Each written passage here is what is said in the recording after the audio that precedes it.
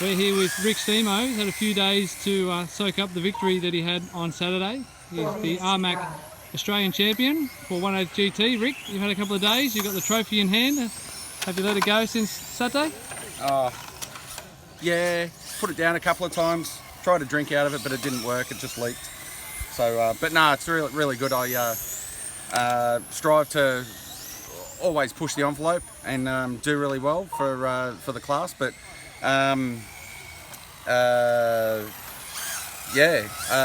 goal was the New South Wales state titles. I went up to Queensland and was able to get the state title up there as well, and come down and finally win my very first national title as well. So really emotional. I wanted to dedicate the win to my dad.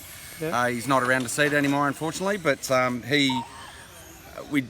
growing up, you know, like I was allowed to do off-road racing, never really had a lot of money, but he always found that little bit of money to buy me some tyres and keep me going in the sport. You know, I've always loved it, and I just think it's such a great class. You know, like it's excellent to see the size of them and the look of them. You know, especially when they're going around the track. So yeah, I've had a ball. It was a really good event. You know, and we had a long 45-minute final.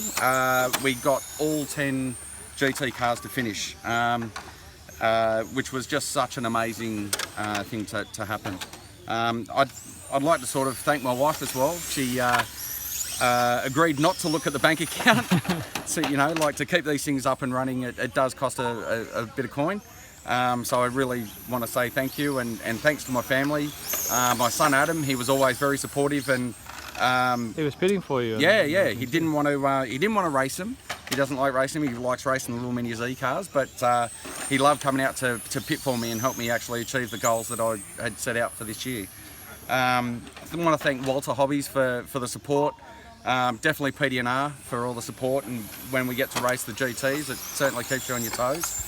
I've got running once again the Mernon M5 motor was just a powerhouse. It was awesome on the runner time fuel. So the car itself is the Serpent 3.1, and it was just faultless.